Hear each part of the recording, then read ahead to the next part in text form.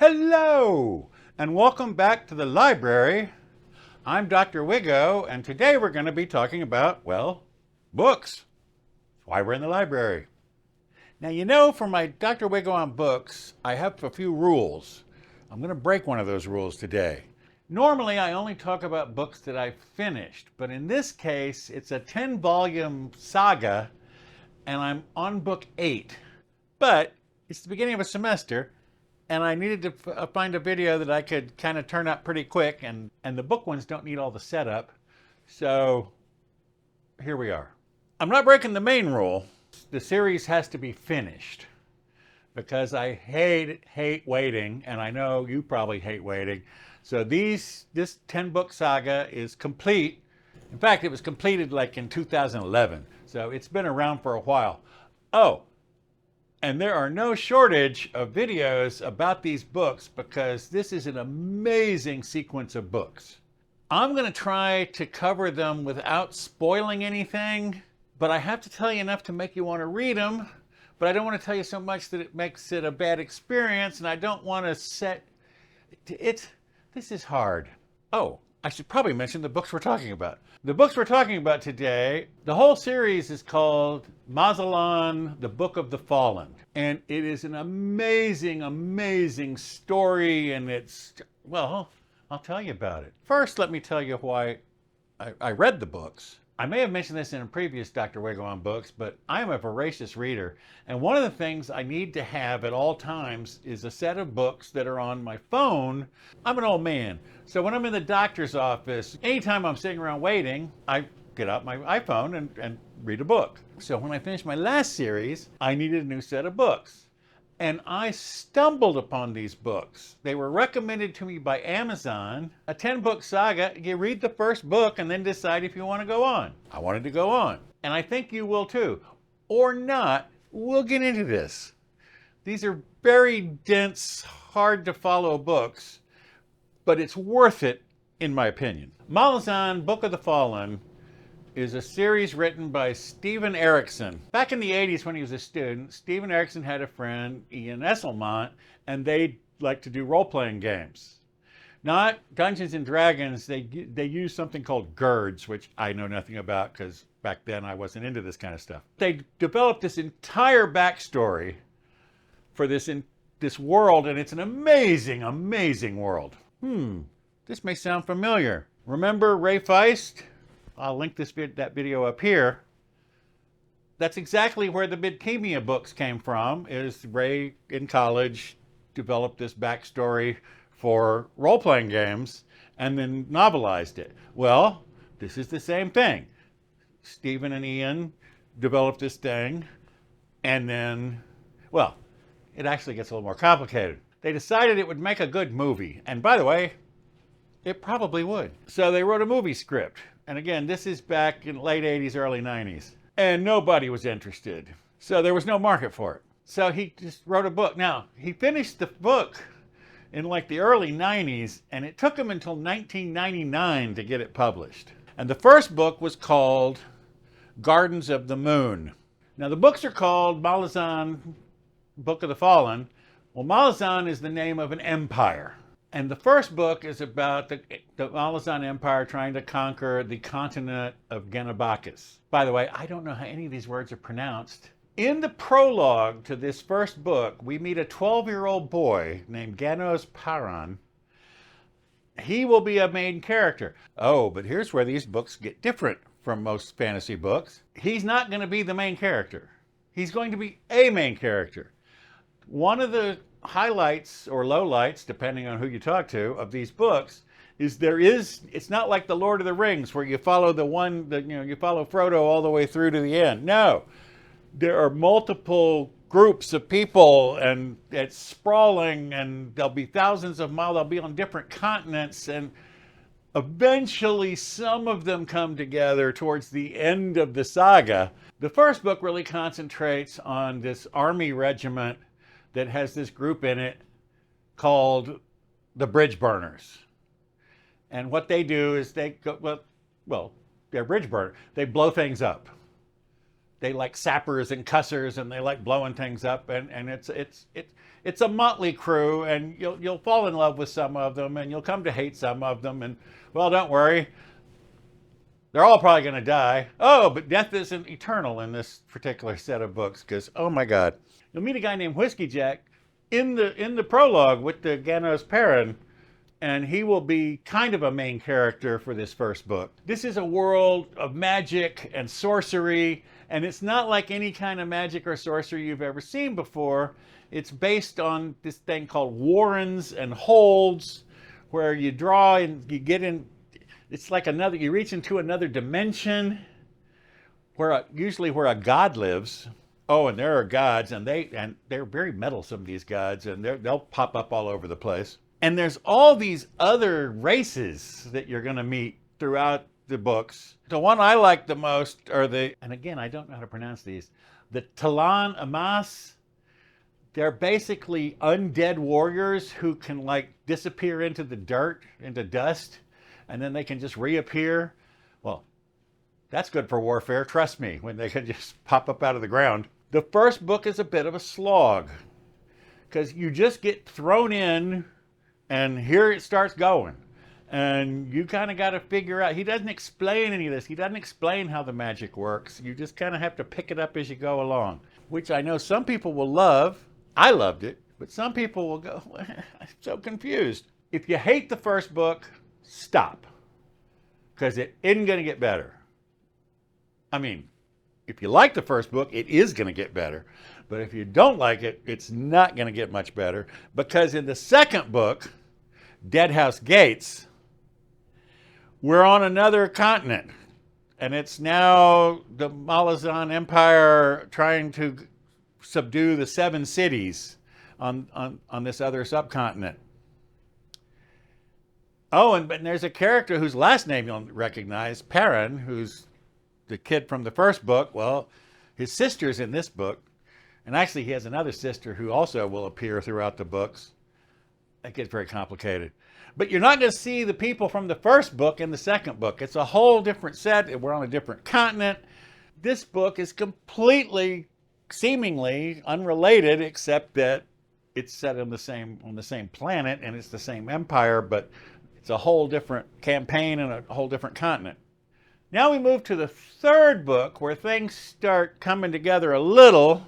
Memories of Ice, which came out in 2001.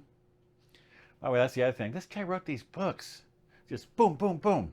And they're all really long, like 800, 1,000 pages.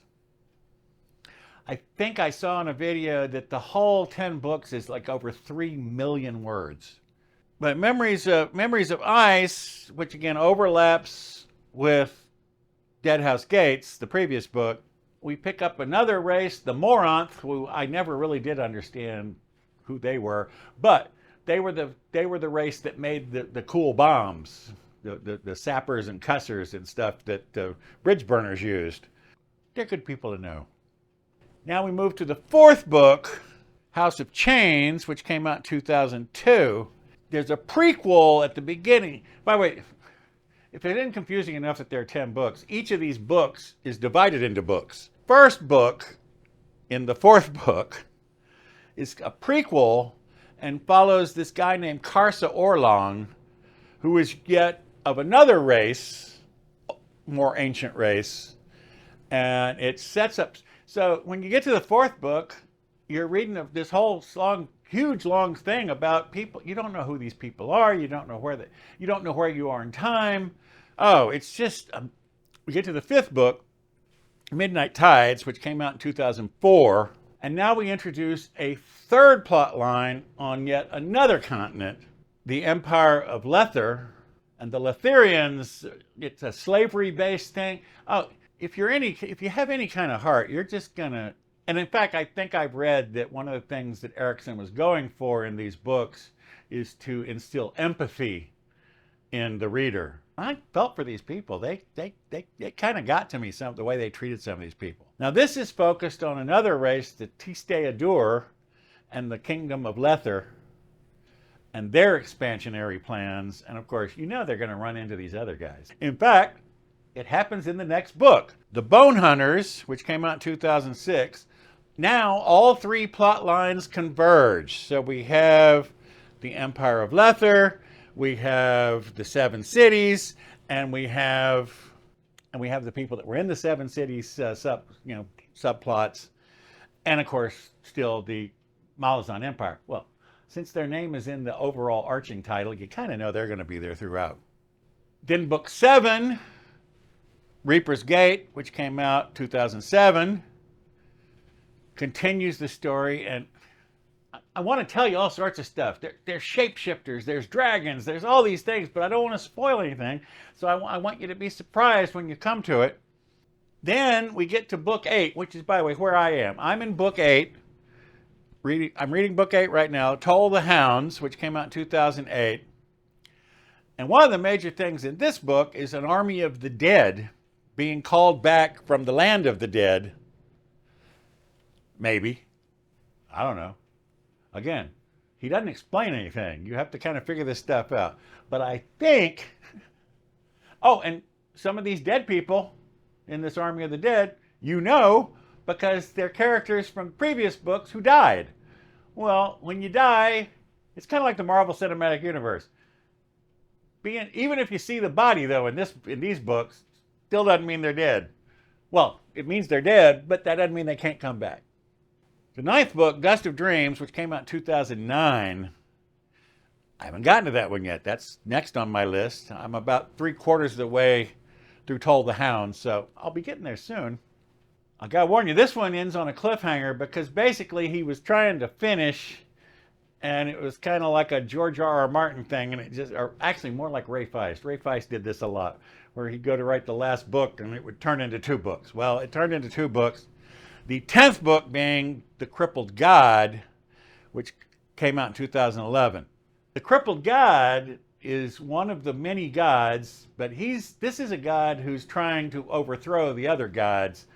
And the gods have been active all through these books. You'll run into gods. Well, you may not know you're running into a god because they'll disguise themselves as humans. Oh, it's so amazing. But it's a very, very hard read. It's dense. There's so much going on. And again, he doesn't hold your hand and explain things. So he just throws you into things. And it took me a while to figure out what was going on with the Warrens and the holds and the magic and how that worked. And then in one of the books, you run into these people that have a whole different kind of magic that's not based on Warrens and holds. It's just mind-numbing how amazing these books are.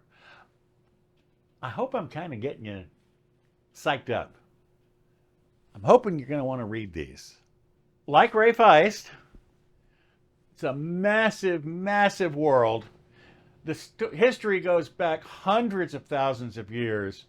And by the way, some of the characters you're going to meet through these stories are tens and hundreds of thousands of years old. I saw one video where someone was talking about these books, and they made a comment that I thought was really smart. They said, basically, the way these books are structured, the only person who gets to see how it all fits together is you, the reader. Because none of the characters have an overview big enough. Well, except maybe the Crippled God. I haven't gotten to that last book yet about the Crippled God. He might have been around long enough to kind of have an overview, but mostly they're all kind of focused in on their own stories. So you're the only one, as the reader, who really sees how it's all fitting together. I hope I've done it somewhat justice. By the way, if you think you might be interested, I'll link a couple of more videos down below by other YouTubers who have covered these books. And again, non-spoiler, I won't link you to any spoilers. I'll link you to other people that did non-spoilery versions about why they're reading these books. But I just love these books. Love them. Again, dense, hard to read. It's kind of like, well, when you'll feel like a bridge burner slogging through the mud, going to your next battle, because sometimes it's kind of like, but then sometimes you just get so into it, it's just you're like running downhill. It, I'm not doing it justice. Did I mention there were shapeshifters and